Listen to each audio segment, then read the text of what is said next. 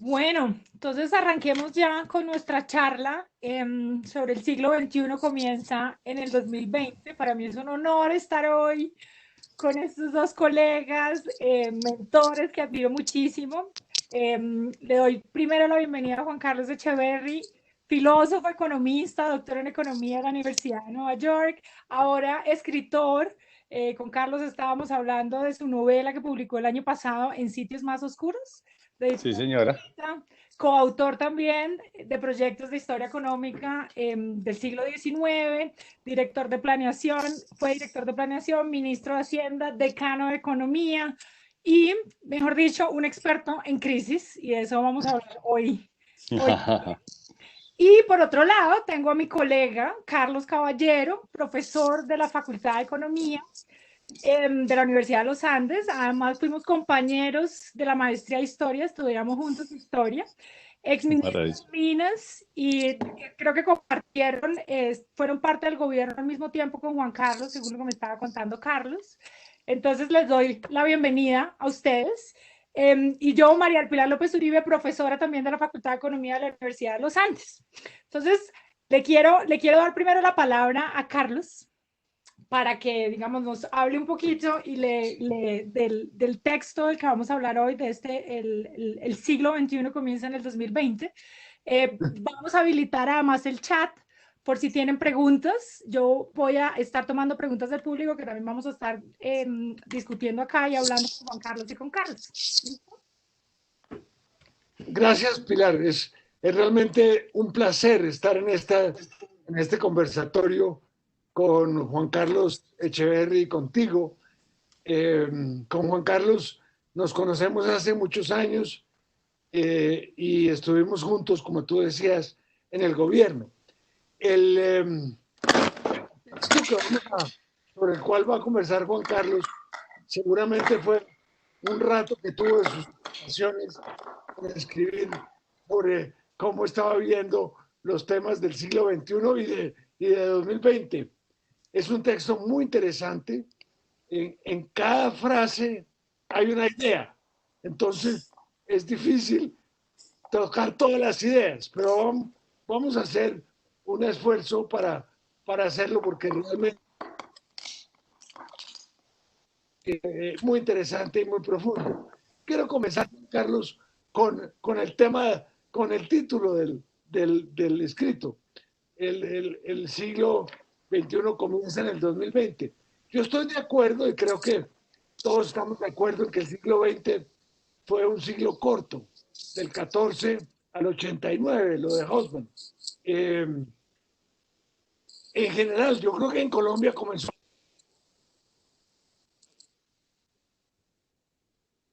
y de la Sí, separación de Panamá, pero ya no correcto. fue así. Pero el mundo comenzó en el 14 con la guerra, con la Primera Guerra. Y ahora tú estás diciendo el siglo XXI comienza en el 2020. Yo creo que lo que tú dices es correcto. Tenemos el tema de Estados Unidos y China y además tenemos la pandemia. Pero mi pregunta es, ¿qué hicieron los 30 años de 1990 a 2020? Entre otras cosas, Juan Carlos, ese fue el periodo en que fuimos protagonistas. Yo no soy protagonista, sino espectador, ¿no? Pero, y el país cambió muchísimo. Es decir, Muchísimo. el país es muy distinto al del año 90 o al del año 89, por muchas Muchísimo. razones. Pero uno mira, con Germán Darío Machado terminamos un trabajo sobre las primeras 2 décadas del siglo, en que curiosamente quedan atrapadas entre la crisis de fin de siglo que vivimos tú y Sí, yo señor. y esta crisis del coronavirus. ¿Sí? Sí. Pero hubo crecimiento, hubo bonanzas, hubo ajustes y hubo una mejora social interesante. La pobreza bajó, las Así clases es. medias aumentaron, eh, el índice Gini mejoró un poco en algunos periodos más que en otros. Entonces, hay unos resultados buenos sociales que no son los óptimos, nos hubiera gustado a todos que hubiera sido más, pero ¿Qué pasó con esos 30 años? ¿A qué siglo pertenecen? ¿O son una anomalía? Pues bueno, muchas gracias primero pues a María del Pilar por haber aceptado coordinarnos hoy y a Carlos Caballero pues que ha sido mi mentor, tal como María del Pilar dice que nosotros hemos sido mentores de ella. Carlos Caballero es tal vez mi mentor más antiguo, desde los 23, 24 años ha sido mentor, de manera que para mí es un honor no solo estar en mi alma mater, en la Universidad de los Andes, donde he dictado clase y pasado de los mejores momentos de mi vida como profesor y como alumno, sino pues donde tengo tantos amigos, de manera que gracias por la invitación. A ver, yo creo que el doctor Cayero tiene razón. Para Colombia, el siglo XX marca una diferencia desde el 2000, ¿no es cierto? Y esa diferencia ha estado muy relacionada incluso con China. China fue la que nos subió los precios de los commodities y logramos salir de la crisis del 2000, del 98 al 2000. Ya logramos salir en la primera década y hasta el 2014 tuvimos un muy buen siglo. Hemos tenido un muy buen inicio de siglo. De manera que para Colombia, probablemente usted tiene razón, y se tira mi hipótesis. Para Colombia, el siglo probablemente tuvo una diferencia y marcó una diferencia desde el inicio. Lo que pasa es que para el mundo, ahí sí, y me gusta cómo lo pone usted. Entonces, ¿qué hicimos estos 30 años? Yo creo que el mundo sí venía desde el 89. Yo estaba en Alemania el día que se cayó el muro de Berlín. Yo estaba en Kiel, a 3 kilómetros de la frontera con Alemania Oriental. Y el día que se cayó el muro de Berlín, me pareció impresionante que llegaron unos carros de estos Trabant de Alemania Occidental, Oriental, que eran de plástico. Y era un carrito, pues carros de hace 50 años, como cuando saliendo de Cuba, pues son carros viejos. Y ¿sabe qué venían a buscar los alemanes orientales? Yo pensé que iban a venir a buscar un radio o un walkie-talkie o unos blue jeans. Venían a buscar bananos, pusieron racimos de bananos y se devolvieron a Alemania Oriental a comer banano. Llevaban décadas queriendo comerse un banano. Entonces, desde el 89 y la escena de los bananos, veníamos un poco averiguando de qué va el mundo hasta ahora. Y la verdad es que había sido un mundo, ustedes son historiadores y lo saben más que yo, bastante pacífico, sin ya la Unión Soviética como una amenaza. Con el ascenso, el campo socialista se deshizo, pero China empezó pues, desde antes, desde los finales de los 70, principios de los 80, a ser un país comunista, pero con un régimen económico capitalista. La propia Vietnam, después de derrotar a Estados Unidos, también se volvió capitalista. Yo estuve en Vietnam el año pasado de vacaciones y es impresionante cómo se ve crecer a ese país dentro de una economía capitalista, pero un régimen muy fuerte comunista. Y veníamos todos felices con un mundo en el cual aparentemente el capitalismo había logrado que los americanos estuvieran haciendo inmensos negocios en China, felices todos, y produciendo el computador y el celular por el cual hablamos hoy, produciendo todas las cosas, la ropa, etcétera, las gafas, la tecnología, la maquinaria, los alimentos, perdón, los medicamentos, en fin, una inmensa cantidad de cosas que le sirvieron a todo el mundo, abarataron los bienes y servicios, calmaron la inflación, en fin, un montón de cosas, subieron el precio del petróleo y nos permitieron a los colombianos y a los latinoamericanos con los precios de los commodities hacia arriba tener un salto de riqueza muy grande. Entonces parecía que habíamos entrado como en un círculo virtuoso en que Oriente y Occidente, China y Estados Unidos se encontraban en el capitalismo, unos manejándolo con un manejo estatal, otros manejándolo con un manejo liberal, digamos, de la ilustración, pero pues como una especie de jamboree universal fabuloso, ¿no es cierto? Y claro, todos estamos preocupados por el calentamiento global y por ciertas cosas que son muy preocupantes, pero no había una preocupación de supervivencia y de grandes sistemas políticos enfrentados. Hasta que llegó el presidente Trump y llegó un nuevo consenso en Estados Unidos y dijeron, no, esto de China se complicó, estos señores nos están robando la tecnología, estos señores están amenazando la hegemonía americana. Y ahí es que, digo yo, y no soy el único, hay muchos artículos ahora sobre el miedo con China, donde aparece la que puede ser, esto es una hipótesis, la tensión esencial que nos va a determinar los próximos 10, 20, 30 o 50 o 100 años o más, que es la tensión entre poderes inmensos que ya no están en el jamboree universal de trabajar juntos dentro de la producción capitalista, sino es Estados Unidos se siente francamente amenazado. Y sabe que me ha impresionado, María del Pilar y Carlos, me ha impresionado que la agenda anti-China es una agenda de ambos partidos políticos en Estados Unidos. Los demócratas y los republicanos no critican a Trump. Trump lo critica a todo el mundo, y hoy especialmente, actualmente lo critican por todo, menos por la agenda de China. Como que y bueno, y llegó el coronavirus y obviamente esta cosa empieza en China, entonces los americanos ahora tienen 100.000 muertos para cobrarle a un país y tienen que cobrárselo obviamente a la China, y eso genera una animosidad y una animadversión que alimentó o alimenta esta sensación, por lo menos en Estados Unidos, de que ahora hay que ver quién prima, si prima China o si prima Estados Unidos, y si logran China ya es la mitad de la economía de Estados Unidos, pero tiene 5 veces la población. Entonces, si logran que un país en ascenso, un ascenso tan contundente y omniabarcante, porque tiene efecto en todo el planeta, logra ser puesto bajo la tutela otra vez de Estados Unidos, como parecía ser a principios de siglo, y ya no. Entonces, ese es el hecho que yo creo que es fundacional del verdadero inicio del siglo XX. Si bien usted tiene razón, para Colombia, nosotros hemos tenido ya desde el 2000 hechos muy diferenciadores, y yo creo que el mundo cierra 30 años. Usted lo pone muy bien. ¿Qué hicimos estos 30 años? Le voy a contar una anécdota y ahí cierro el inicio. Cuando estábamos en el gobierno, vino el gobierno de Pastrana, no mentiras, en el gobierno de Santos estaba yo, vino Felipe González, el presidente español, presidente del gobierno español de décadas atrás. Yo había vivido en España cuando él era presidente y me invitaron a una cena, y como yo era el ministro de Hacienda, me tocó al lado del señor Felipe González. Entonces yo, entre sapo y admirado, le dije,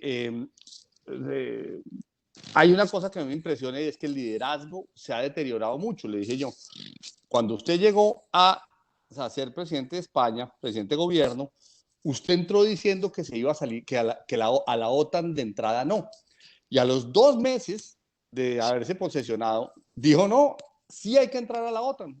Y se fue, hizo un referendo y se fue y vendió la idea entre los españoles, y todos los que habían votado por usted porque no iba a entrar a la OTAN, después votaron por usted porque sí había que entrar a la OTAN, y España entró a la OTAN. Entonces le dije, a mí eso me parece una muestra de liderazgo muy grande. ¿Qué pasó con ese tipo de liderazgo en Europa? En esa época estaba, por ejemplo, Berlusconi, estaba en Italia. Y él me dice lo siguiente, doctor Carlos y María Pilar, me dice, ¿sabe qué? Eso lo hemos estado pensando y hemos llegado a la conclusión de que tiene que ver con la caída del muro de Berlín.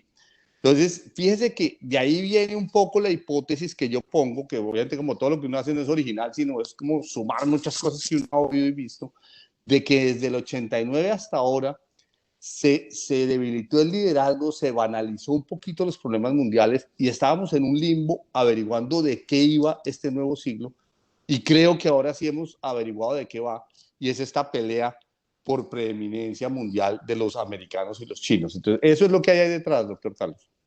Juan Carlos, antes de darle la palabra a Pilar, usted habla con un término que me parece a mí bueno y bonito, que es la época de la liviandad, como si en estos 30 años hubiéramos perdido peso intelectual. Correcto. ¿Sí?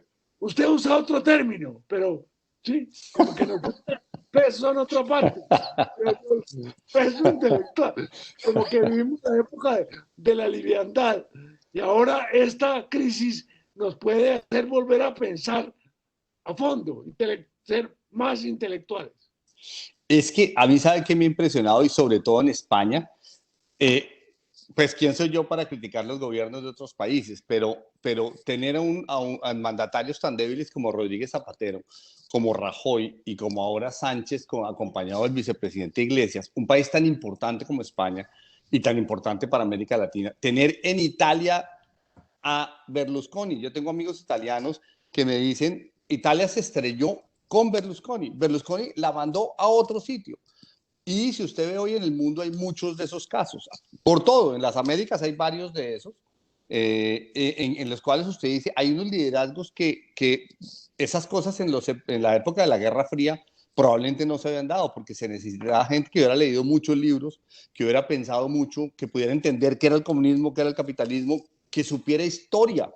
Es que sin saber una historia, doctor Caballero, es mucho los errores políticos que se cometen, bueno, y económicos, ¿no? Claro, claro. En América Latina, si uno no sabe las historias de las crisis, por ejemplo, Argentina, en fin, pero no, nos demos el lujo de la liviandad que era, usted puede escoger a cualquier tipo, ¿no?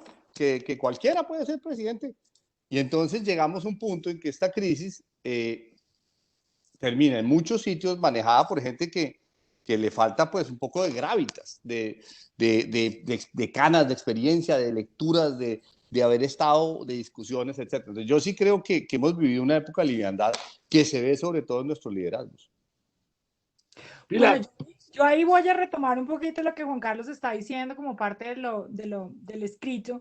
Y es que tú hablas como, bueno, llegó el coronavirus, llegó esta crisis y esto de cierta manera va a ser el comienzo del siglo XXI y va un poco como guiar un poco, unos países van a agarrar un camino y otros otros. Y una de las cosas que mencionas es que las crisis no deben quedar, este tipo de crisis no deben quedar en manos ni de economistas ni de epidemiólogos, sino que deben quedar en manos de políticos y que realmente en estas crisis donde van a salir y surgir estos liderazgos que muchas veces, digamos, son necesarios y hacen falta. Quisiera que pudieras elaborar un poquito más en eso, porque, digamos, hay un tema de contradicción acá con los mismos intereses muy cortoplacistas de los políticos que pueden, digamos, hacer un contrapeso en el manejo de las mismas crisis. Pues mira, yo lo saco de una frase de Clemenceau en la Primera Guerra Mundial, que dice él que la guerra no se le puede dejar a los militares y a los generales. Y acuérdense una cosa, la Primera Guerra Mundial se armó porque la tecnología había superado la diplomacia. La tecnología eran los trenes que podían mover 300 o 400.000 soldados en 2 días a la frontera de un país. Antes, para mover un contingente humano de esa magnitud, uno se demoraba a caballo y a pie, se demoraba 2 meses o un mes, y en entre tanto pues los reyes y los kaiseres y los zares hablaban y mandaban diplomacia. Cuando en la Primera Guerra Mundial los generales dicen, yo no me puedo esperar a que estos señores diplomáticos y kaiseres y reyes y duques y zares, que eran primos fuera de eso, el zar y el kaiser eran primos, yo no puedo esperar que estos señores conversen porque los rusos pueden mover 200 o 300.000 soldados a la frontera. Entonces los alemanes los movieron, entonces ya estaban peleando y con lo mismo se les metieron las franceses pues por el norte, pues por Bélgica. Fue la tecnología la que hizo obsoleta la diplomacia en esa época. Yo creo que, y entonces llegan a la conclusión, ojo, la guerra no se le puede dejar a los militares. Fíjese lo que hacen los militares. Arman una guerra que era indeseable, que no quería ningún político. La guerra no la querían ni los alemanes, ni los franceses, ni los rusos. Pero los militares terminaron armando la guerra. Entonces, yo la verdad es que llegué a esa frase después de que la oí en otro contexto, que era los Estados Unidos de América son demasiado importantes para dejárselos a los expertos. Ustedes y yo somos expertos. Ustedes y yo fuimos formados como expertos en la Universidad de los Andes y bueno, hemos sido expertos. El doctor Caballero fue ministro de Minas y Energía, ha sido experto en el campo de Minas y Energía, experto en el campo de banca y finanzas, etcétera. Nosotros, los expertos, tenemos unas dotaciones mentales y de preparación, pero no hemos sido elegidos por la gente y no podríamos mandar a la guerra al país, no debiéramos. Ni un ministro de Hacienda debiera, ni un militar debiera tomar las decisiones, por ejemplo, que están ahora siendo tomadas. ¿Cuántas familias se les debe dar ayuda? ¿3 millones? ¿5 millones? ¿8 millones de familias? Vamos a poner a aguantar hambre durante 3 meses a 1 millón o 2 millones de familias que son vulnerables o no. Esa no es una decisión de un ministro de Hacienda, esa es una decisión política. Y en Estados Unidos, María del Pilar, la decisión la tomó el Congreso, la decisión de a cuántas familias ayudarles, con $1.250 más $500 por niño. ¿Durante cuánto tiempo? ¿Cuánto darles? ¿A cuántas empresas ayudarles? ¿De qué sectores? Cuando los políticos toman esas decisiones, el trabajo de los ministros y el ministro de Hacienda se vuelve más fácil. Listo, yo consigo la plata, pongo unos bonos, después hago unas reformas tributarias. Pero en Colombia, los ministros terminamos, y los epidemiólogos, que somos los técnicos, terminamos tomando decisiones políticas, probablemente porque había un vacío. Y entonces el ministro decide, no, le vamos a dar 160.000 pesos. Yo quiero mucho a Alberto Carrasquilla, lo respeto inmensamente y pues no querría estar en los zapatos de él en este momento y tampoco quiero volverme un cansón con eso, pero empezaron ofreciéndole 160.000 pesos a las familias, después 240.000 pesos. 160.000 pesos es una miserableza. ¿Cómo le mando unos 160.000 pesos a una familia? Eso no alcanza para una semana. Después 240, después 350. El Congreso ahora dice, no, él es un salario mínimo. Esa discusión es una discusión eminentemente política. Después uno consigue la plata, pone la deuda, etc. Entonces yo digo, los políticos tienen una función que es definir quién sufre, cuánto sufre, quién asume la responsabilidad, a quién se le ayuda, a qué empresa sí o no. Después los economistas decimos cómo, cuándo, cuánto se le entrega, etcétera, etcétera, por qué canales, digamos, hacemos las cosas técnicas. Pero yo creo que los políticos deben tomar las decisiones que son políticas, porque son los que tienen que responder, es gente elegida por los cuales votó la mayoría y deben responderle a la gente por ese tipo de decisiones. Pero cómo, digamos, pero cómo uno suaviza eso, por ejemplo, con la falta de liderazgo y con los mismos intereses políticos que van a estar escondiendo detrás cuando toman esas decisiones, que muchas veces pueden ser, digamos, intereses para un grupo de población que ellos quieren beneficiar más que el resto, en fin, digamos. Mira, una cosa interesante es que el presidente Duque tiene una aceptabilidad como del 20%, bajísima. Y esta crisis le llegó como anillo al dedo, porque ya va por encima del 50 según Gallup y según Datexco va como en 35 o 40. Han subido mucho de popularidad, porque resulta que le sucedió algo muy interesante. Le apareció una agenda, le apareció un montón de decisiones serias por tomar, le apareció unos debates interesantes y fuertes y profundos con Claudia López, a quien también le apareció una, ¿no? Y entre ambos han llegado a mostrar un liderazgo que no se les veía hace 4 meses.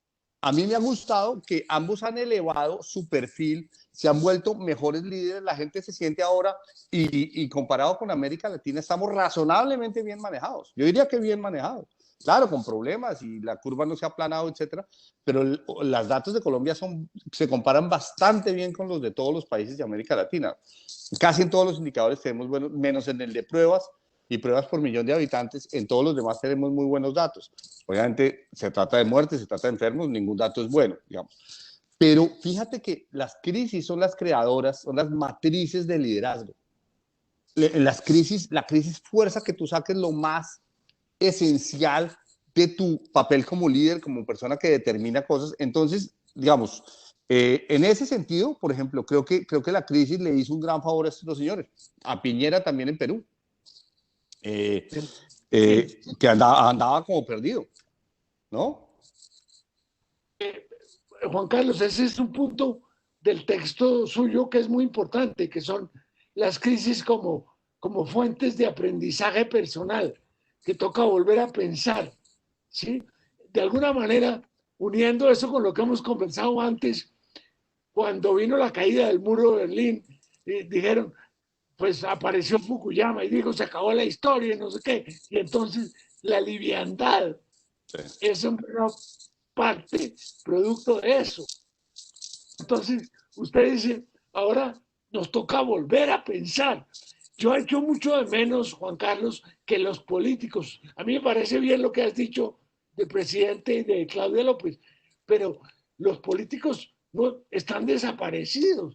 Los expresidentes desaparecidos. De alguna manera, lo que había antes que se llamaba el establecimiento, buen término, mal término, lo que sea, pero unas gentes muy interesadas en el bien común y en sacar adelante el país, no existe. Entonces, nos han dejado a los expertos con el problemita.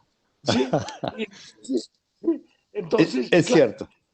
los expertos tenemos una tradición gradualista, ¿sí? Pero bueno, ya los expertos se dieron en lo de la regla, en lo de la regla Fiscal. fiscal. Pero esa es una pregunta interesante. Parece que el gradualismo está llegando a su fin, por eso, pero nos dejaron el problema a nosotros. Pero, ¿cómo lo ves? Pues Esa es una crítica que yo hago en el artículo y que he repetido desde hace rato, de nuevo no queriendo volver cansón con el ministro, pero el gradualismo, es que yo descubrí una cosa primero. Cuando llega el choque, yo tengo un gran choque mental que es 3, 5, 8 millones de familias no van a tener con qué comer 3 veces al día, 7 días a la semana. No van a tener literalmente con qué comer. La señora que hacía pedicure, la que tenía el salón de belleza, el señor que tenía un puesto de perros calientes, el que vendía arepas, el que arreglaba el pasto en la casa, la señora que hacía la contabilidad de unas empresas. Estamos ellos y todos nosotros en la casa. La diferencia es que uno puede tener unos ahorros, ellos no. A mí eso me causó yo dije 5 millones de familias, 8 millones de familias. Nunca nos ha pasado. Todo el mundo en la casa sin poder producir y muchas de esas personas sin generar ingresos. Ahí fue que yo dije, y muy a mi pesar descubrí que en este momento soy keynesiano. Yo entendí y vi la luz, dije, hace 80 años o 90 años esto fue lo que vio Keynes. Y en este caso, en que la demanda está colapsando, por sustracción de materia, porque estamos en las casas y no estamos generando ingresos, el único que puede endeudarse, porque los bancos no le van a prestar ni a las familias ni a las empresas, y el único que tiene la capacidad de endeudarse es el gobierno. Y si no encuentra dónde, tiene que endeudarse en el Banco de la República, como se hacía en los 70s y los 80s, que hoy eso es una herejía.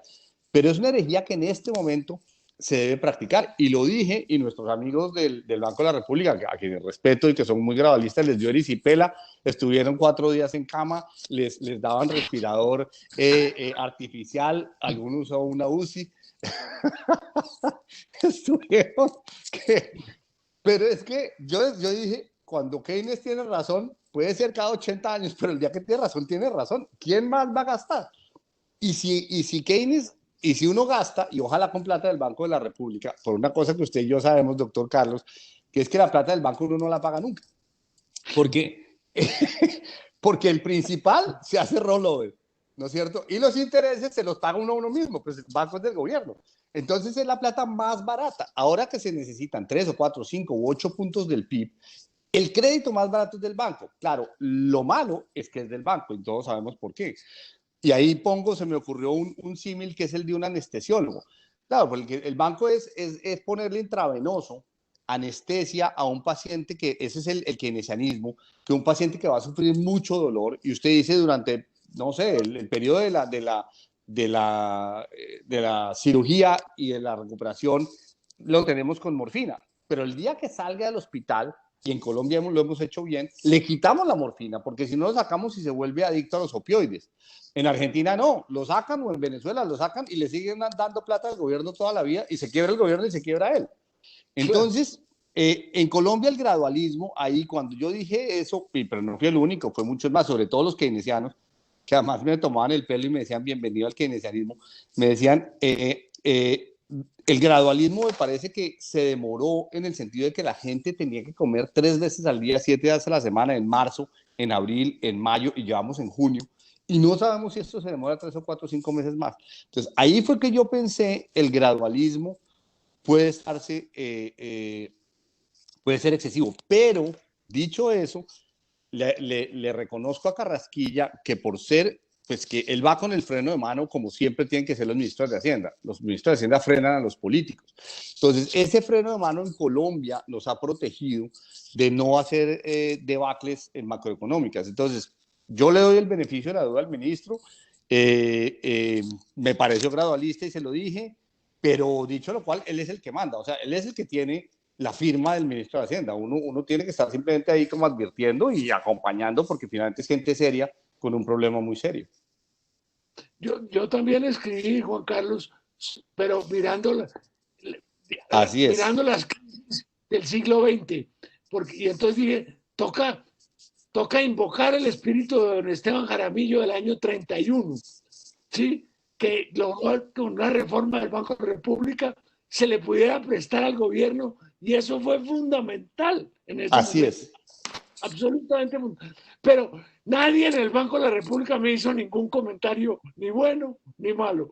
Pero bueno, Pero, Carlos, una pregunta, ¿tú crees que entonces el gradualismo es precisamente este resultado, digamos, esta timidez del gobierno, es el resultado de que estas decisiones no las tomaron los políticos como debió haber sido desde un comienzo, sino que fueron decisiones tomadas por técnicos, por un economista? Pues ¿Quién fíjate, hubiera mandado si la decisión lo hubiera tomado el político desde el comienzo?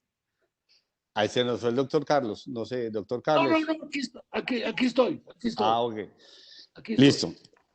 Mira algo fascinante que pasó. El Congreso presentó un proyecto de ley de ingreso básico universal o algo así hace unas semanas. Cuando me llegó el texto, yo dije, no, este es el populismo del Congreso, ahí están pintados los políticos, esto va a quebrar al país. Y resulta que empecé a leerlo y es por 3 meses. Y dije, wow. Y bueno, esto es gradualismo y ortodoxia congresista, eso es una maravilla. Y lo tienen calculado, dicen, un salario mínimo cuesta, para tantas millones de personas, cuesta 23 billones de pesos, de 2.3% del PIB, se puede hacer. Y me pareció, dije, qué buena discusión, qué buena discusión. A mí el ingreso básico universal eterno se me hace un despropósito porque eso no hay cómo pagarlo y tiene unos problemas de incentivos gravísimos, si bien los progresistas pues lo volvieron su bandera, pero en este momento, por 3 meses y temporal, fíjate que el Congreso le está diciendo al gobierno no sea tan gradualista, los políticos diciéndole a los técnicos ustedes tienen un exceso de gradualismo, ¿qué es la discusión que uno quiere? Esa es la discusión y se tiene que dar en el Congreso. Me parece que Colombia en esto da un ejemplo, pues a nosotros como ciudadanos, de pronto no para otros países, pero a mí me gusta ese ejemplo. Esa es una discusión profunda, difícil, seria, y la posición del Congreso es seria y entendible, y la posición del gobierno es seria y entendible también. Y siguiendo eso y le doy la palabra a Carlos, hay una pregunta de María Alejandra Montoya que es un poco relacionada con eso. Pregunta, ¿qué tan sensible es la política ante la llegada del populismo y cuál podría ser su efecto para el futuro? Le voy a contar a María Alejandra una anécdota. Cuando estábamos con el doctor Caballero en el gobierno del presidente Pastrana, yo tenía 35 años, me tocaba reunirme con Víctor Renan Barco, que ya tiene 60, que era el que mandaba en el Congreso. Era un político caldense que era el que mandaba en economía. Lo que él decía, lo hacía todo el Congreso. Que eso ha sido muy bueno en el Congreso colombiano y es que hay unas grandes figuras económicas que son en general sensatos, pero bueno, ahí viene la anécdota. Un día me dice, después de pelear mucho con el señor, me dice Víctor Renan Barco, me dice, es que si no fuera por el Banco de la República, Planeación y el Ministerio de Hacienda ya nos habíamos tirado en este país. Y los políticos saben, le decimos a María Alejandra, los políticos saben que ellos son obsesivamente populistas, ellos van detrás de los votos y a los votantes les gusta la plata. Y a los políticos también les gusta la plata. Entonces los políticos, ellos saben que uno es el que les pone unas esposas en las manos, que se llama regla fiscal, marco fiscal de mediano plazo, ley de semáforos, etcétera, etcétera. Toda esa, aquí en Colombia, durante 25 años, 40, 50 personas, mucha gente en diferentes gobiernos, hemos creado una estructura para manejar la plata del petróleo y que no nos pase lo que le pasó a Venezuela. Y fíjense que es una estructura bastante buena, que funciona desde el Sistema General de Participación, el Sistema General de Regalías, las reformas tributarias. Bueno, eso tiene un montón tiene, no sé, 10 leyes o 12 leyes. Y eso ha hecho que Colombia no se despelote fiscalmente a pesar de haberse vuelto un país petrolero. Entonces, los políticos han aprobado todas esas leyes, María del Pilar y María Alejandra. Los políticos saben que ellos tienen que hablar con los técnicos que son más responsables que ellos, son insoportables los técnicos. Un día me dijo Gómez Gallo, el senador, me dijo, es que para hablar con el director de planeación hay que hablar en inglés. Me dijo. Entonces, ellos consideran que nosotros somos insoportables, pero hablan con nosotros, ¿no? Pero al mismo tiempo, y eso es otra pregunta que están haciendo conectada de Freddy Morales, dice que al final se corre el riesgo de tomar decisiones populistas y sesgadas como lo del día sin IVA, por ejemplo. Pues sí, es que errores se cometen todos los días. Digamos, la política pública es una mezcla de aciertos y errores. De hecho, yo creo que la calidad de un país y de una persona y de una empresa se mide por su modelo de corrección de errores, como dicen los econometristas. Uno de errores comete todos los días. Colombia se demora 5 años en corregir un error. Venezuela lleva 20 en el mismo y no lo ha corregido. Y Argentina lleva 80 con errores de política fiscal y no los ha corregido. Entonces, uno no hay ninguna forma de evitar cometer errores. Yo creo que el doctor Caballero y yo hemos cometido errores en política pública, indudables. Pero el país después, los estudios de los Andes, los profesores, los centros de investigación dicen, oiga, esto fue un error. Y en eso demoró 3, 4 años discutiendo. Luego llega un nuevo gobierno y presenta la reforma y el Congreso la pasa. Y más o menos a los 5 años uno va corrigiendo errores. Hay cosas que se demoran un poco más de pronto. Carlos. No, oye, Juan Carlos, hay una frase que me pareció muy divertida en el texto cuando se habla de la importancia de que el Estado y el sector público juegue un papel mucho más dinámico en una situación como esta. Usted dice, la mano invisible de Adam Smith se entumeció. Esa parte. Ante ciertos problemas, como el problema de la salud, el ingreso de las familias, salvar a las empresas, se entumece la mano invisible. Sí, yo me estoy leyendo una biografía, me he estado leyendo una biografía de Adam Smith magnífica, magnífica. Y he estado fascinado, pues desde siempre he estado fascinado con Adam Smith. Y la mano invisible ha sido siempre abusada retóricamente. Yo creo que es un concepto muy sensato. Lo cierto, doctor Caballero, es que cuando usted tiene los empresarios están en su casa perdiendo plata, pagando sueldos de los empleados que no han salido, pagando las deudas, pagando impuestos, pagando a proveedores, pagando licencias, pagando arriendos y sin vender un peso. Los empresarios no son en este momento los vehículos de la mano invisible. La mano invisible es cada empresario buscando su propio beneficio personal, terminaba sin proponérselo, de unintended consequences, ¿no? Sin proponérselo, terminando el bienestar social de mayor riqueza y mayor felicidad.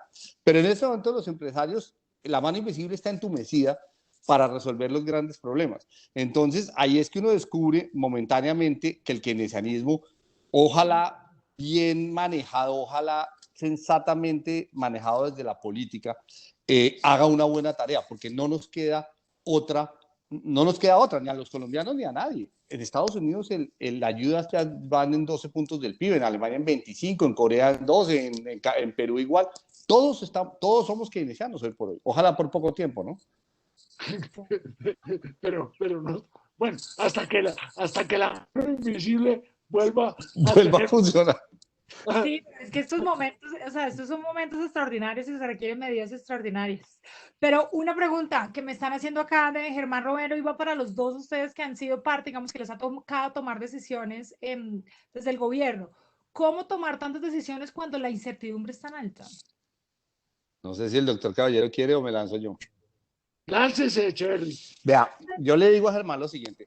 A mí me llamaron hace 5 años y me dijeron, el precio del petróleo estaba en 100, ahora está en 40. ¿Usted quiere manejar Ecopetrol? Y yo dije, maravilloso, este momento es el que hay que llegar a Ecopetrol, porque hay una crisis brutal. ¿Por qué, Germán? Porque la esencia de las crisis es que la información es muy mala y se deterioró por la propia crisis. Usted no sabe todo lo que está pasando. Usted no sabe en este momento cuántos muertos hay, cuántos infectados hay, no sabe la tasa de infección, si es mayor que uno, menor que uno. Usted no sabe si esto es en Pereira o en Cali o en el Bichada o en Barranquilla, cómo están las cosas. Usted tiene que tomar por esencia, si es en una guerra, si es en política pública, si es en su empresa, muchas veces en su familia.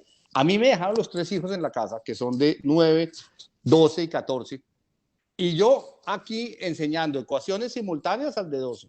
Enseñándole fraccionarios a la de 9, ¿no? Y repasando las tablas de multiplicar. Yo me considero buen profesor, pero yo estaba a gatas con niños de 9 años. Yo le enseño a muchachos y niñas de 18 y 20. Pero, quiero decir, estamos muy mal preparados para las crisis. Eso es lo bueno de las crisis. La crisis hace que uno, con poca información, con una situación que se sale de las manos, tenga que tomar decisiones y empiece a aprender con prueba y error y vaya dejando de lado aquellas pruebas que se muestran falsas y equivocadas y errores y otras sí se muestran acertadas y uno va avanzando. Con el doctor Caballero nos tocó la crisis del 98 al 2001, que fue terrible, terrible. Se quebraron los bancos, se quebraron las familias, perdieron las casas, se quebraron las empresas, el gobierno no tenía un peso. Durante 3 años tuvimos acuerdo con el Fondo Monetario Internacional y yo creo que aprendimos una bestialidad, ¿o no, doctor Caballero? Yo quería decir eso, ¿sí? porque resulta, pues yo no soy economista, yo estudié ingeniería y hice después unas maestrías, pero donde aprendí economía fue en las crisis. Tal cual. Y usted estaba en el Banco de la República, a mí me tocó la crisis 84-85. La de Betancourt. No ni idea de nada. No sabíamos cómo era la contabilidad del Fondo Monetario Internacional. No sabíamos cuál era la deuda de Colombia, ni a quién le debíamos plata. No sabíamos nada. Estábamos restringidos por el decreto 444 del 67, con control de cambios, ¿sí? Y nos tocó aprender y imaginarnos una fórmula con unas restricciones políticas, con unas restricciones económicas, y visto hoy en día, la crisis se manejó sumamente bien. Claro. Sumamente bien. Esta fue el 84. Vea, esa fue la primera crisis que a mí me tocó, y yo me acuerdo que yo trabajaba con el que le hacía los datos a Garay, que hacía los datos de la deuda. ¿Se acuerda que Garay era el experto de la deuda? ¿Sí? ¿Es cierto? Y éramos todos aprendiendo sin nada. Hace poquito en una charla alguien lo comparó con una varada, y para que Germán entienda, yo me acuerdo, yo tenía como 6 u 8 años, veníamos de Chiquinquirá un día como a las 9 de la noche, 6 carros, y un carro se varó. Esto era oscuro, esto es hace 50 años, ¿no? Alguien se metió debajo del carro y descubrió que el cardan, no sé qué, tenía un hueco. ¿Qué será el cardan? Yo, pues, es un niño de 8 años.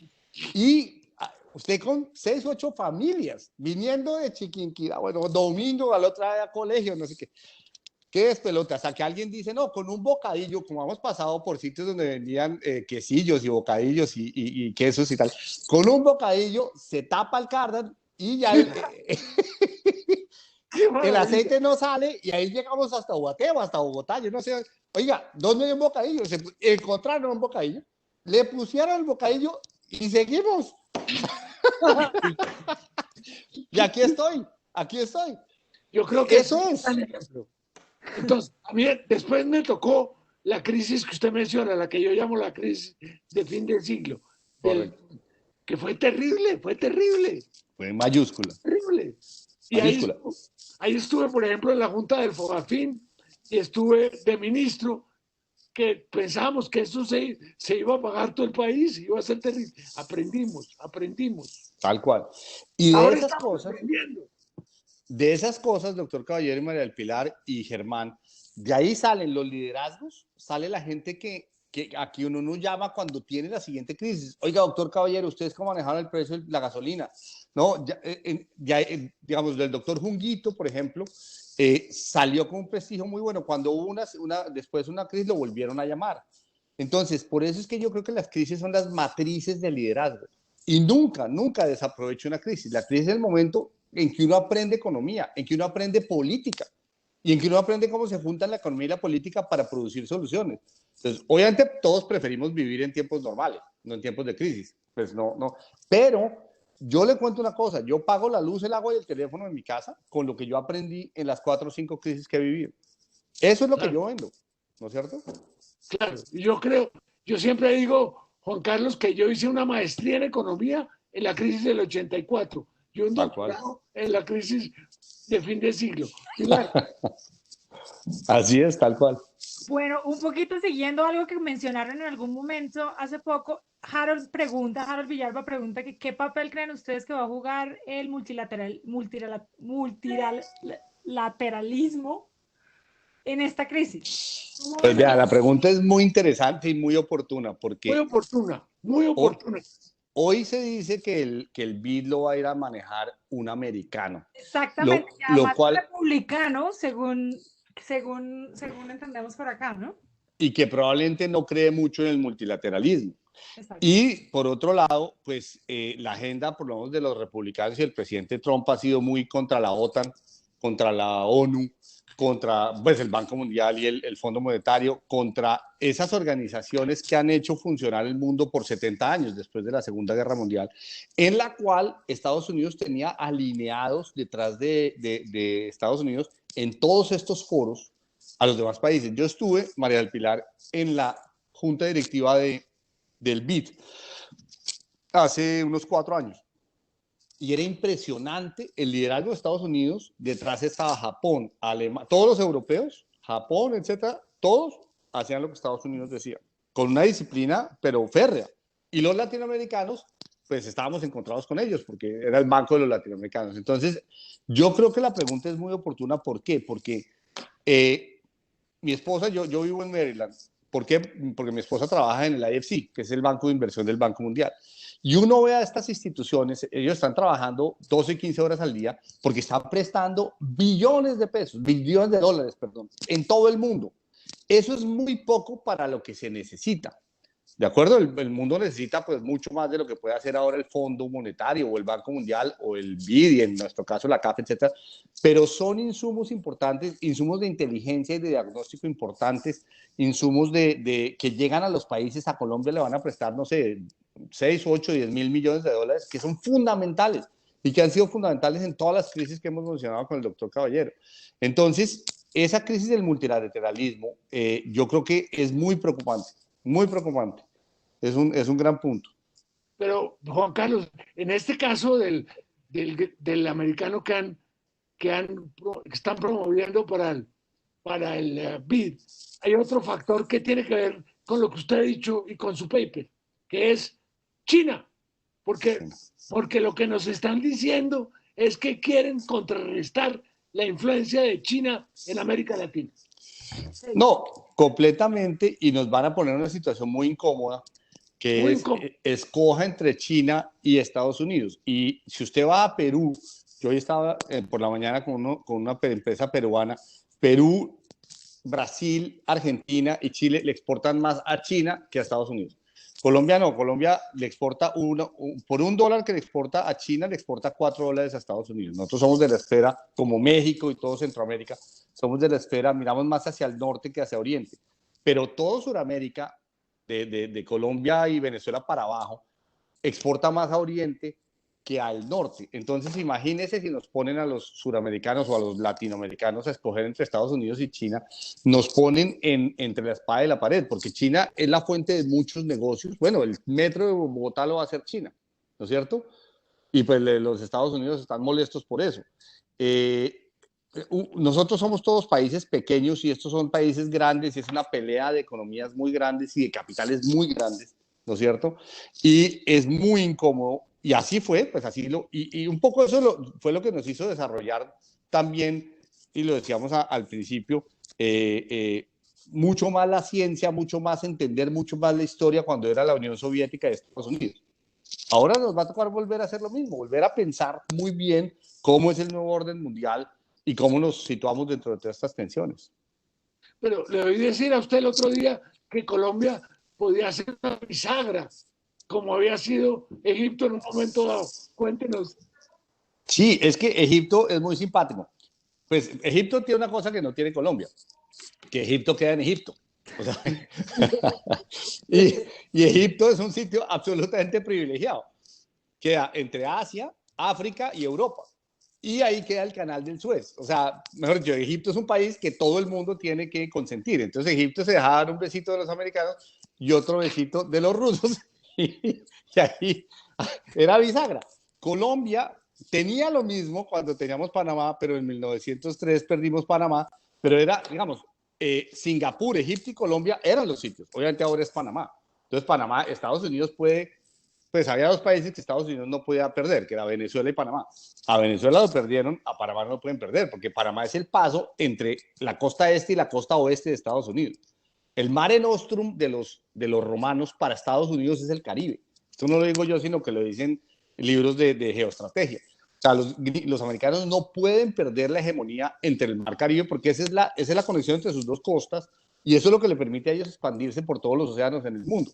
Si perdieran esto, si tuvieran amenaza en su Mare Nostrum, que es el mar de sur de China para China, si los americanos estuvieran amenazados en ese mar, pues se les complica la vida. Entonces ahí nosotros somos importantes. Entonces nosotros con los americanos, y siempre hemos estado desde hace 100 años, o desde siempre, en una esfera y nosotros no tenemos problemas mentales ni psicológicos, ni nos toca ir al psiquiatra porque tengamos negocios con los americanos. Los argentinos sí, los venezolanos sí, los brasileños un poco también. Nosotros no, nosotros nos sentimos tranquilos con estar en la esfera de Estados Unidos, pero sí nos van a complicar la vida si China, que es un gran inversionista y un gran mercado, ahora hay que mirarlo mal, ¿no? Eso sí es muy complicado. Preguntan por acá, digamos, hay preguntas conectadas con este tema. Danilo Torres pregunta, por ejemplo, si se debe o no replantear el sector externo del país a partir de la crisis.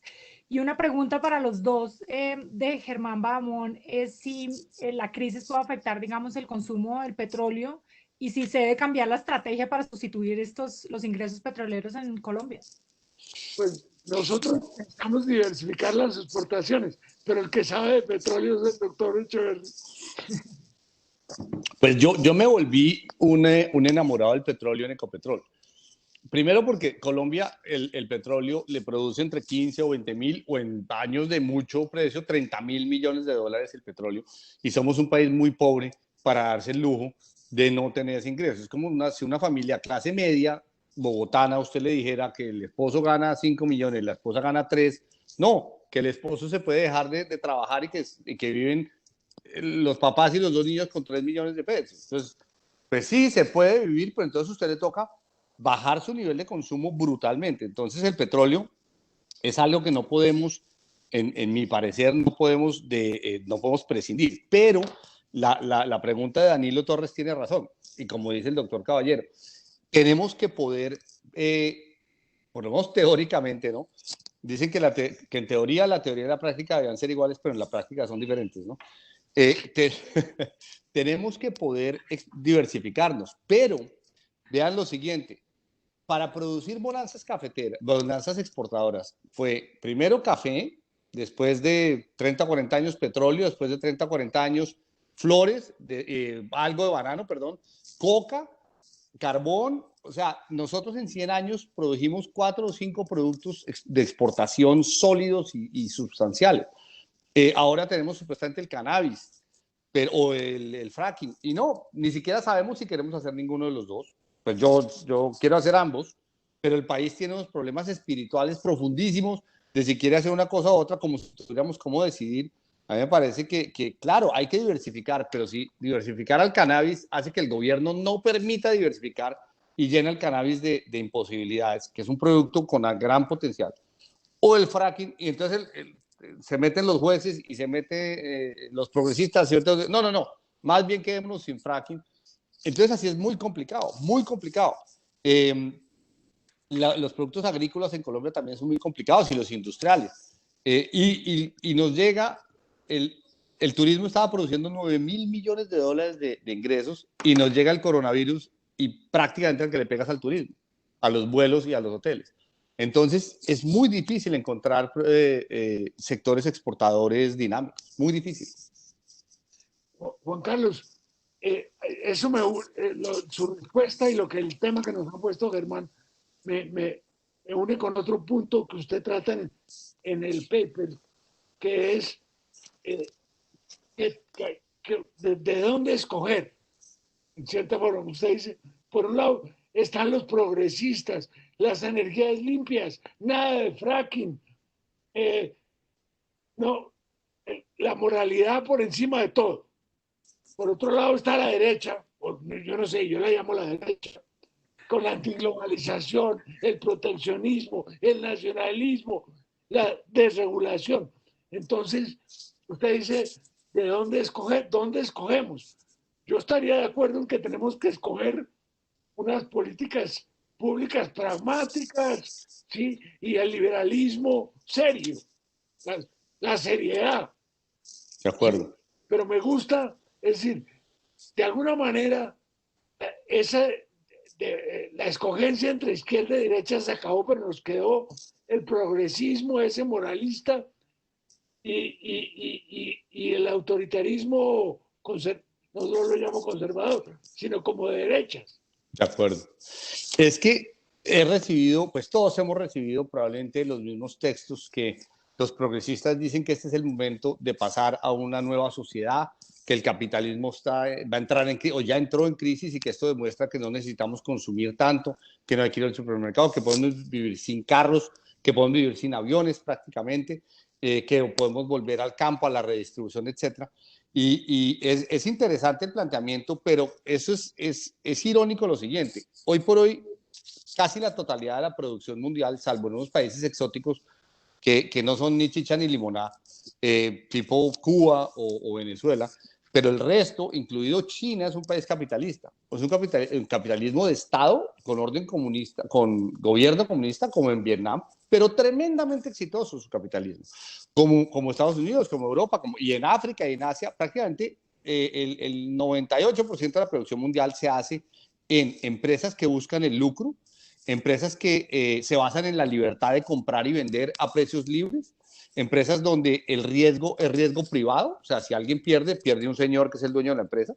Y claro, hay empresas mixtas y empresas estatales y en China también, etcétera, pero lo que prima es la toma privada de riesgos y el fin de lucro. Entonces, es curioso que justo en el momento en que el capitalismo, bien sea de Estado o liberal de mercado, ha imperado en el mundo, y no hay dudas en el mundo de que la producción capitalista es la producción de lo que comemos, cómo nos comunicamos, cómo nos transportamos, todo se produce en empresas capitalistas. Ahora decidimos que es que el capitalismo no sirve, ¿no? Cuando realmente es el sistema imperante en países comunistas y en países capitalistas.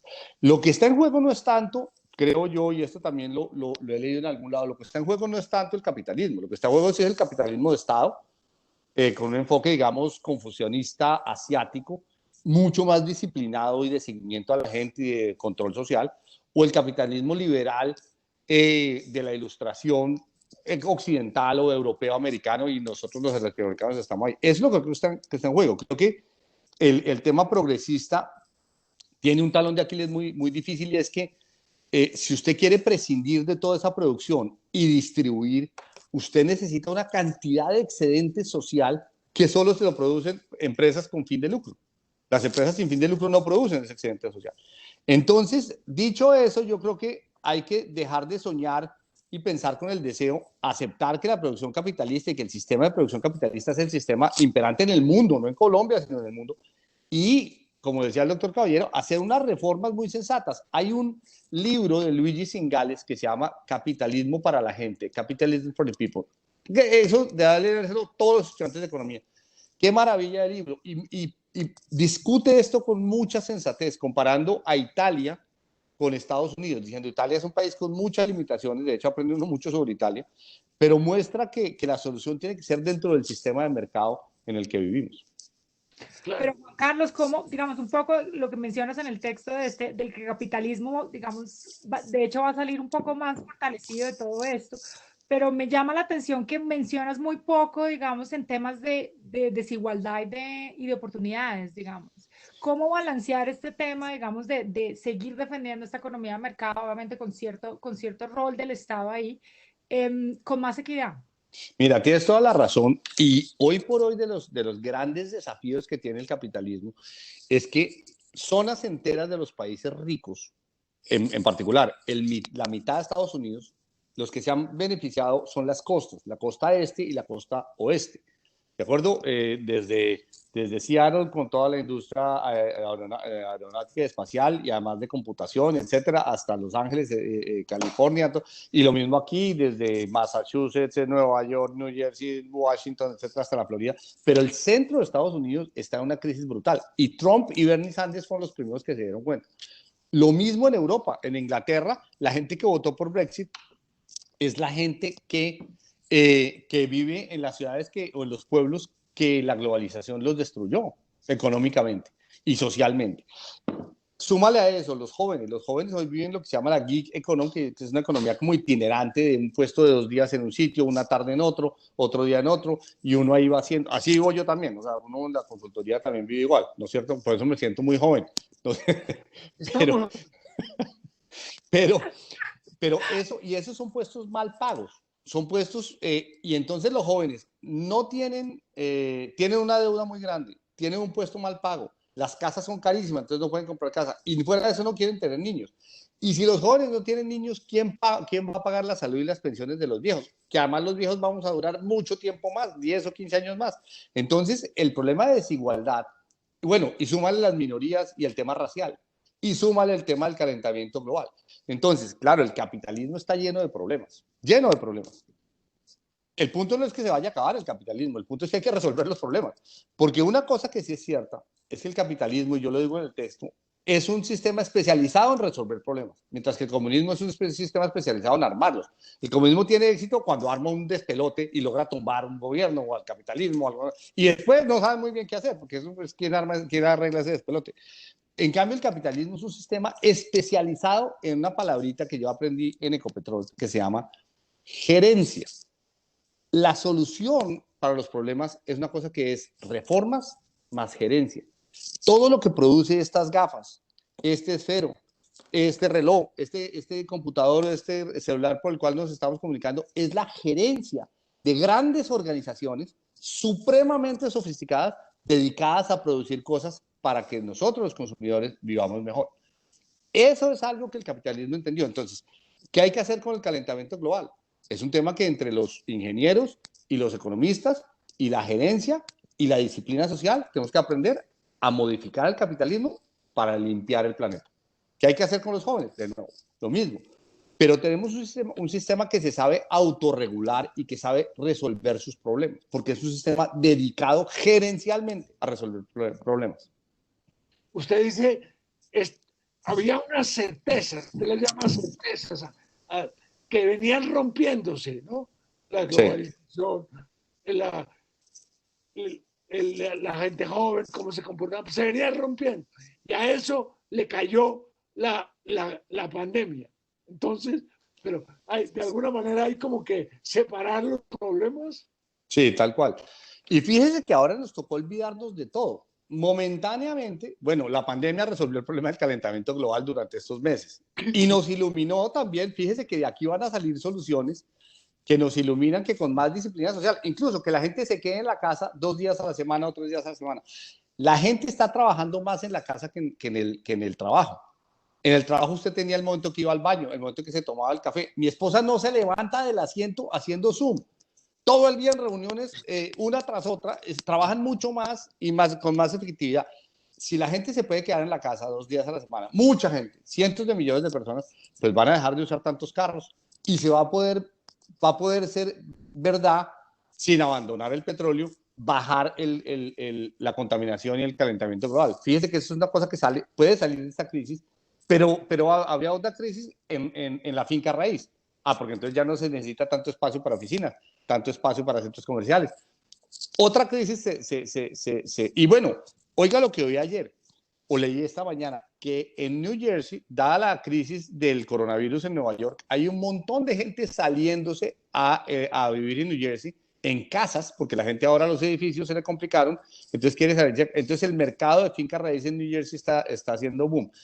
Todas estas realineaciones que va a haber implican un esfuerzo increíble en los próximos 10 años, 15 años, 20 años, para sacar las conclusiones de acá. Pero de aquí sale lo que tienen que estudiar los economistas, la política pública que tienen que hacer los hacedores de política pública, lo que tienen que discutir los congresos. En fin, de esta crisis va a salir los problemas y las soluciones de las próximas 2 décadas, estoy seguro, e incluso los negocios de las próximas 2 décadas. Yo sé que usted está escribiendo una novela, nos ha dicho que está escribiendo la segunda novela, pero ¿por qué no coger este trabajo y volverlo un libro y venderlo como pan caliente para que Ayer, los políticos lo lean y para que estas ideas penetren? Pues ayer le dije a mi, fíjese que ese es un problema, doctor Cayer, ayer le dije a mi editor, que es Planeta, le dije eso que usted dice. Yo dicté una conferencia con corredores asociados de la vivienda y ha tenido 21,000 visitas. Y yo nunca en mi vida he tenido 21,000 de nada. O sea, lo máximo que ha tenido era un curso en los Andes que dictaba 140 personas. Eso es lo máximo que ha tenido. Entonces, le dije a mi editor, le dije, oiga, esto se ha vendido, estos son unos temas que la gente está demandando, saquemos un libro. Y me dijo, sí, maravillosa idea, lo que pasa es que no estamos vendiendo libros, me dijo. Ah, qué bravo, qué bravo. Sí, claro, no hay abierta librería, la gente no sale a la calle, la gente quiere ahorrar y no está gastando. Entonces, no, pero yo sí estoy en eso. Pues esta charla que estamos teniendo es usar el Zoom, que Zoom sí es increíble. Uno puede hablar con 200, 500, 1000, 2000 personas, cuando antes reunir 2000, o reunir 300 o 100 personas en un auditorio era un costo logístico brutal. Hoy por hoy con Zoom todo el mundo en su casa puede uno tener 1 o 2 horas de nuestra conversación a un costo mínimo. Entonces, es que fíjense, las cosas que vienen son muy interesantes. Bueno, entonces se va a tener que dedicar a hacer Zoom permanentemente con todo el mundo. A terminar nuestro trabajo, Juan Carlos, a terminar nuestro trabajo también. Si supiera lo que estoy leyendo, estoy dedicado a leer de Venezuela para comparar. Moisés Naim, el economista venezolano tan famoso, es vecino mío, vive aquí a 2 cuadras. Entonces me está pasando libros de Venezuela, María del Pilar. La forma de entender el siglo XIX y el siglo XX en Colombia, de verdad, y doctor Caballero le cuento, es entender a Venezuela. Y ya, bueno, en fin, ese es otro tema. Tengo una pregunta que me parece muy interesante, que quiero conectarla también con algo que estaba pensando de Alejandra Hernández, que es el tema, digamos, del manejo de los políticos acá, cómo entran. Una de las cosas que estaba mencionando Juan Carlos era, digamos, el tema del petróleo, el fracking y todo esto. Ella pregunta si el tema como el fracking y el cannabis son tan complicados por ser temas políticos, ¿por qué es razonable dejarle la crisis en manos a políticos? Y lo mismo un poco el tema con lo que estabas mencionando, de este tema de gerencia, de que el mismo mercado, digamos, nos va a ir determinando qué sectores se van a fortalecer, cuáles se van a habilitar. Digamos, ahí hay un tema de cómo entra ahí, cómo entran el manejo de los políticos. Ese tema es fascinante, pero fíjate que cojamos el fracking. El problema del fracking no son los políticos. Los políticos están oyendo qué se dice del fracking. Entonces, por ejemplo, la Universidad de los Andes se ha vuelto anti-fracking. Yo no sé quién convenció a mis estudiantes. Me toca volver a dictar clase, doctor Caballero, para convencerlos otra vez.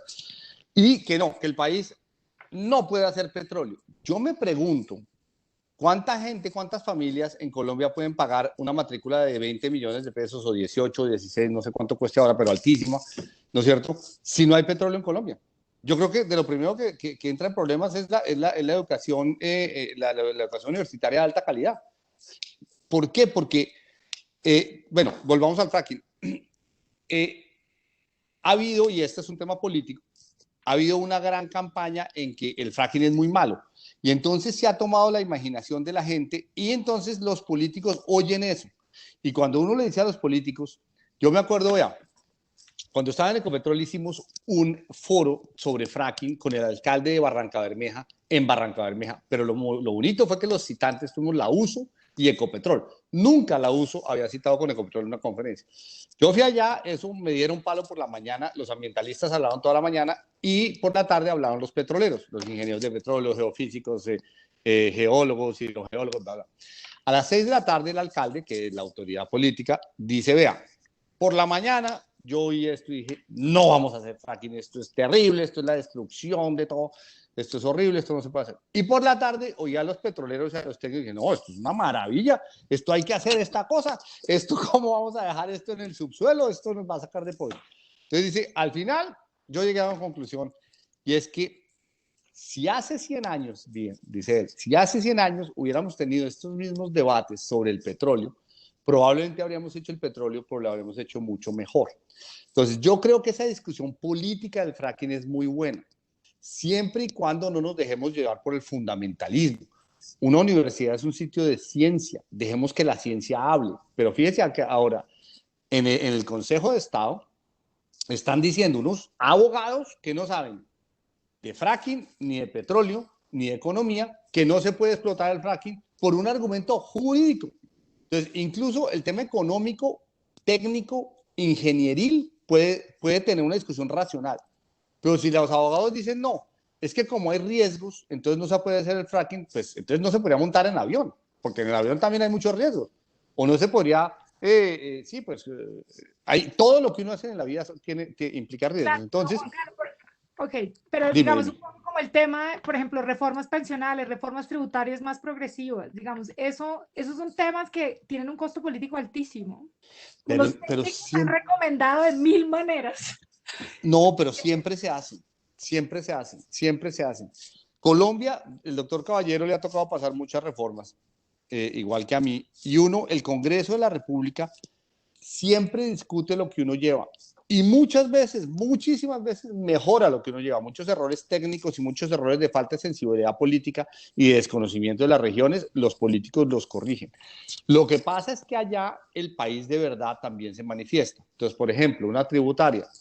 Uno lleva la tributaria, ¿no es cierto? Primero surgen 200 artículos más, que son intereses particulares, que muchas veces pagan porque se los pongan. Y segundo, pues vienen cosas muy difíciles, como uno dice, aumentar el IVA y devolverlo, que eso me pasó a mí y le pasó a Carrasquilla. Y el propio presidente, ahí sí es cierto, la pregunta tiene razón, oye a dos políticos que le dicen, no, eso lo va a tumbar, presidente. Entonces el presidente llama, a mí me pasó desde Japón, dijo, no vamos a hacer lo del IVA. Pero sí, pero ese es el país de verdad, digamos, el país donde se dan esas discusiones y donde hay esas influencias y donde hay que contrarrestarlas, es el país de verdad, pero créame, Colombia eso lo maneja muy bien. Nosotros discutimos y discutimos. ¿Cuántos foros hay en Colombia al año de gremios, de universidades? 200 o 300 foros. Somos un país que ya tiene mucha discusión y eso no es muy frecuente en América Latina. Somos un país ejemplar en lo mucho que discutimos las cosas. Pero tenemos que tener mejores canales de comunicación entre los expertos y los políticos, entre la gente que está pensando y la gente que está en la acción, en la política. Completamente, completamente. Vea, un problema del manejo de este virus. Fíjese quién fue en Estados Unidos el gran ganador del manejo del virus. Fue el gobernador Cuomo de Nueva York. Así es. Fíjese por qué Claudia López ha ganado aceptación. Porque ha hablado y le ha dicho a la gente. Eso lo descubrí yo. Gran parte de la esencia de manejar una crisis es estar comunicándole permanentemente a todo el mundo en qué estamos haciendo, por qué lo estamos haciendo. E incluso si se cometió una equivocación o si pasa como lamentablemente pasó que hubo corrupción y unos alcaldes se robaron una plata que iba para los más pobres, etcétera. Usted tiene que comunicar, vea, esto es lamentable, etcétera, estamos tomando estos correctivos y la próxima semana habrá otro problema, y la siguiente semana otro problema. Pero la gente premia al político y al técnico que está permanentemente contándole qué está pasando. Es como cuando un médico le dice a uno, vea, le vamos a hacer esta operación, tiene estos riesgos, tiene esas, le vamos a anestesiar de esta manera, y uno se siente más tranquilo, uno si este médico sabe lo que va a hacer. Y yo sé que riesgo siempre hay, pero pues dejemos que el médico haga lo que tiene que hacer. Entonces, no puedo estar más de acuerdo con lo que dicen ustedes. Hay que dialogar más y comunicar más y mermarle al fundamentalismo y a la ideología. Correcto.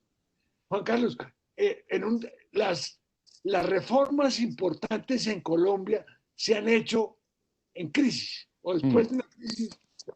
Las crisis han dado lugar a esa reforma. Y han dado lugar a que se abandone temporalmente el gradualismo. Yo no creo que César Gaviria hubiera podido hacer lo que hizo en el año 91-90, ¿sí? Si no hubiéramos estado en una crisis política de seguridad gigantesca. ¿Sí? Correcto. Completamente. Claves para hacer la reforma. Por eso es que hay un mantra de las crisis que es nunca desaproveche una crisis, porque si la deja pasar, primero si no tiene la claridad, la conexión entre la universidad, los cuerpos técnicos, los centros de pensamiento y los políticos sirve justamente en ese sentido y es primero, ¿qué conclusiones sacamos de la crisis? Solo viene Ecopetrol, ¿no es cierto? Usted necesita un diagnóstico bueno y con todo eso va a cometer errores. Pero una vez usted tiene esa claridad, la crisis es el momento en que la gente está dispuesta a aceptar muchas acciones, cosas que no estaba dispuesta a aceptar 3 meses antes. Pues imagínese, doctor Caballero y María del Pilar, hoy estamos dispuestos a aceptar quedarnos en la casa, no movernos de la casa. ¿A quién semejante disciplina social? Si a uno le hubieran preguntado, los colombianos se van a quedar en su casa 4 meses, ustedes se habrán dicho, no, olvídese. No, eso sí, ese caos que eso todo el mundo va a salir a la calle y eso la gente le va a decir que no al alcalde y al presidente y todo el mundo, no. pues sí, hay unos barrios donde la gente está más necesitada y pues es muy difícil a una persona que necesita alimentar 2 o 3 niños decirle usted se tiene que quedar en la casa. Entonces hay barrios en los que ha habido menos disciplina social, pero también es entendible. Si no les damos la plata para que se queden en la casa, pues es una orden que no se puede cumplir, simplemente es una tontería. Sí, deje a la gente en la casa, pues la gente tiene que comer 3 veces al día o 2 al menos. Pero yo estoy de acuerdo con usted. La crisis nos ha sacado, nos ha vuelto, por ejemplo, esta crisis nos volvió más solidarios, más empáticos, más disciplinados. Eso en Colombia vale oro, doctor Caballero y María del Pilar. En Oro. Colombia vale oro descubrir lo que estamos descubriendo ahora. Entonces, fíjense que sí hay mucha iluminación en periodos de crisis. Pero también Pilar, adelante, se nos está acabando el tiempo. ya se nos está acabando. Voy acá a cerrar con una pregunta. Antes de darle la palabra a Carlos para que también haga su última pregunta. Bueno, lo que también se viene con la crisis es un empeoramiento en términos de desigualdad, digamos, importante, que nos ha costado un esfuerzo inmenso, inmenso, digamos, mejorarla y que hemos dado pequeños pasos en los últimos 20 años. ¿Cómo creen que, digamos, se puede resolver esto después de la crisis si, digamos, el capitalismo va a salir mucho más impulsado que antes? María del Pilar, yo primero, en los últimos 20 años salieron 16 millones de colombianos de la pobreza. Ese es yo me acuerdo en la crisis del fin de siglo, había 50 o entre 50 y 60%, o sea, 1 de cada 2 colombianos era pobre. Hoy es 1 de cada 4. Eso es un salto espectacular en 20 años. De manera que estos 20 años definitivamente fueron transformadores. La gente lo que pasa es que critica mucho Colombia, que Colombia esto, Colombia lo otro, pero Colombia ha hecho algo que ha sido realmente, y el doctor Caballero acaba de escribir un libro sobre estos 20 años y yo creo que revela eso. Pero usted tiene razón. Primero, no sabemos cuántas empresas están quebrando y se pueden quebrar decenas de miles de empresas y sobre todo empresas de 2, 3, 5, 10 empleados, que son las empresas pequeñas, que son las grandes creadoras de empleo. Incluso muchos empleos que antes vivían, por ejemplo, de que la gente esté en la calle. Si la nueva solución es que la gente trabaje más en la casa, digamos 2 días por semana o 3 días por semana, pues se van a vender menos arepas y menos perros calientes en la calle, ¿no es cierto? Entonces, ese es un choque permanente y no transitorio a muchos pequeños negocios que viven de que la gente estaba circulando por la ciudad todo el día. Ahí lo que pasa es que a mí lo que me preocupa es mucho en términos relativos. En términos absolutos vamos a salir con unos problemas y nos vamos a demorar 4 o 5 años en volver a la normalidad. Los hoteles están diciendo que solo hasta el 2022 van a volver a la normalidad. Los vuelos. Yo trabajo volando, yo me la paso volando 1 vez al mes por lo menos a Bogotá y a Lima, etcétera. Imagínense, yo no quiero montarme en un avión en este momento, dentro de 2 meses, 3 meses tal vez, pero en la medida que pueda hacerlo por Zoom, pues no, ¿para qué me monto en un avión? Porque pues tengo 3 niños. Entonces, y pues cada cual es dueño. Puedes agarrar el virus como lo hice yo, además. Exacto. Sin ir más lejos. Cada cual es dueño de su miedo. Es que tú eres muy joven, yo ya no me puedo dar esos lujos. Entonces, yo sí creo que es válido que viene un periodo duro. Los colombianos sabemos sufrir. Eso suena duro, pero es cierto. Los colombianos venimos, y por eso de pronto en América Latina hemos logrado sobrevivir, porque nosotros tocó Pablo Escobar, a nosotros tocó las FARC. Nosotros somos un pueblo que es un pueblo endurecido por una situación muy dura de décadas. Entonces, de esta, pues tendremos que salir de nuevo con cosas que estamos aprendiendo. Disciplina social, solidaridad, nos va a tocar pagar más impuestos, nos va a tocar buscar más exportaciones, probablemente nos va a tocar decir, hombre, jálele a tracking, saque esa plata y con eso sacamos el país también del problema. En parte eso podría ser una buena solución. Pero yo coincido contigo, no va a haber una solución fácil para el problema ni siquiera solo de desigualdad, de pura pobreza que se nos va a aumentar. Sí, sí. Carlos, si tú quieres hacer la última pregunta. Juan Carlos, uno podría seguir aquí con mucho rato porque se me ocurren muchas preguntas, pero quiero volver para terminar. Y hay muchas preguntas en el chat, pero solamente pude seleccionar un par, pero bueno, muchísimas gracias a todos los que... Quiero volver a su escrito y al final de su escrito, en que usted dice, en una montaña, en la cima de una montaña, no puede haber sino un tigre. Y en este momento hay 2 tigres peleando. Eso es lo que va a determinar qué pase con el siglo XXI. Y eso nos impone, como hemos visto a lo largo de esta charla, unos desafíos muy grandes, que es entender qué hace Estados Unidos, entender qué hace la China, entender la posición de Colombia junto al Mar Caribe, pero abajo también junto a Perú, junto a Chile y junto al Pacífico. Es decir, nos va a tocar hacer un esfuerzo mental e intelectual mucho mayor. Es decir, no nos podemos dar el lujo de la libertad, porque mientras esos dos tigres estén en la montaña, nosotros estamos abajo de la montaña y tenemos que ver qué vamos a hacer cuando la pelea entre los tigres termine. Completamente de acuerdo. Yo concluyo con lo siguiente, y tiene que ver mucho con las universidades. Yo creo que nosotros tenemos que aprender a aprender. ¿Cómo cree que se sienten ahora, doctor Caballero y María del Pilar, los propios americanos, tratando de entender ellos mismos quién es China? ¿Qué tan desafiante es? ¿Cómo va a durar eso? Los propios americanos no entienden esto. Incluso creo que los propios chinos tampoco entienden esto. ¿Cómo tratar ahora a los americanos? ¿Cómo tratar a Trump? Fascinante. Ayer salió China, oiga lo siguiente, que es una maravilla, el mundo es una maravilla. Salió China y dijo que estaban a favor de Trump en las elecciones de Trump contra Biden. Imagínense que porque Biden iba a volver al multilateralismo, volver a la OTAN, volver a rehacer todas las estructuras que limitaban tanto a China. En cambio, Trump está tratando de deshacer todas esas estructuras de la post-segunda guerra mundial y eso hace que China tenga más salida. Yo, por supuesto, creo que eso es paja. Creo que los chinos creen, pero no se pueden dar el lujo de que le echen en parte la culpa a China de que Trump no gane, ¿no es cierto? Entonces se están cubriendo, eso es hermoso, es geopolítica, ¿no? Se están cubriendo para decir, nosotros estamos con Trump. Pues si Trump no gana, ¿no es cierto? Entonces, no es culpa nuestra. No es culpa. Y si Biden gana, bueno, ya. Pero entonces fíjese que los propios chinos están tratando de averiguar cómo jugar este ajedrez. Los americanos, nosotros los colombianos pensando cómo jugar este ajedrez desde un país pequeño y lejos y tal, pero de pronto no tan lejos, ahí estamos en la mitad. Pero coincido con eso, nos toca aprender y aprender a aprender de nuestros errores.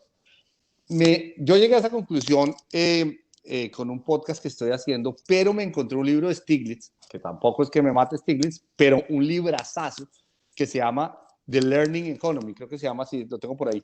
Y dije, esto es aprender. Lo que hace que una economía crezca es su capacidad para aprender. Entonces, los estudiantes que nos están oyendo, y esto tiene que ver mucho con el sistema educativo y la pedagogía, pues, de ahí podríamos tener otra reunión de estas para charlar de pedagogía. Yo le mandé una nota a Marcela Eslava y al rector diciéndoles, yo estoy en desacuerdo con la forma como estamos enseñando economía, ¿no es cierto? Y soy artífice en parte, junto con todos nosotros, pues, de la forma como enseñamos economía. Pero creo, y ahí concluyo, que tenemos que aprender mejor de cómo es el mundo, cómo es la China, cómo es Estados Unidos, cómo aprendemos de economía, etcétera, etcétera, etcétera. Y nada mejor que una crisis de estas para aprender a aprender. Echeverry, yo recibí ayer este libro de un autor que admiro mucho, que se llama Robert Skidelsky. Maravilloso. Que es maravilloso. Maravilloso. Dice, What is wrong with economics? Pero ese no lo tengo, lo voy a conseguir. Buenísimo, porque él es el biógrafo de Keynes. Biógrafo de Keynes. Sí. 3 tomos de Keynes, maravilloso. Sí, maravillosos, maravillosos. Sí. Oiga, Echeverry, Juan Carlos, pongámosle seriedad a esta cosa. Qué delicia. Echeverry, muchísimas gracias. Yo creo que ha sido maravillosa esta charla. El formato que escogimos, Pilar, fíjese que nos dio buen resultado. Y Echeverry es un expositor y un escritor maravilloso. Se inventó el curso de Constitución y Democracia. Es un profesor excelente. Entonces, Juan Carlos, muchísimas gracias. Cierra tú, Pilar. Sí, bueno, muchísimas gracias a Juan Carlos por el tiempo, por todo, digamos, por la discusión. Creo que ha sido súper interesante. A Carlos también por ser súper activo y participar en todo esto. Nos están escribiendo que deberían hacer un podcast sobre estos temas, que quieren leer el artículo de Juan Carlos también, que si lo pueden. Mándaselo. Mándaselo a todo el Lo mundo. vamos a hacer, lo vamos a mandar a los inscritos Mandémoslo. acá. Muchísimas gracias. Es siempre un placer hablar con ustedes. Y gracias a todos los que se conectaron, a la cantidad de preguntas. Digamos, había una cantidad de preguntas y solo pude tomar unas, pero muchísimas gracias. Vamos, este webinar se está grabando y ahorita vamos a subir el link para aquellas personas que llegaron tarde, que se les cayó la conexión, que también me escribieron, para que puedan verlo desde el comienzo. Muchísimas gracias. Espero verlos a los dos muy pronto. Y que Juan Carlos, además, nos retomemos nuestro A trabajo. trabajar, nos toca ponernos a trabajar, no. Mil gracias a María del Pilar y a Carlos, qué maravilla de charla, yo me la gocé, estoy sudando, me la gocé de punta a punta. Y bueno, un abrazo a todos los que se conectaron, muchas gracias. Muchísimas gracias. Chao a todos.